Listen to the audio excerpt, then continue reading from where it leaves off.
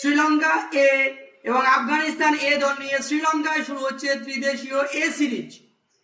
খেলা হবে 9 June, 11 June, 13 June, 15 June, 17 June, 19 June এবং 21 জুন।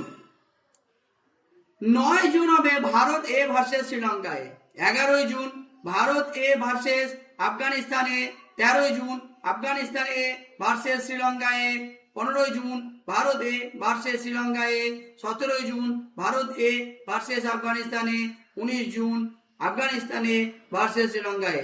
21 জুন অনুষ্ঠিত হবে গ্র্যান্ড ফাইনাল। তরুণ তারকাদের লড়াইয়ে ভারত কি পারবে সবগুলো ম্যাচ জিতে চ্যাম্পিয়ন হতে? কমেন্টে জানাবেন।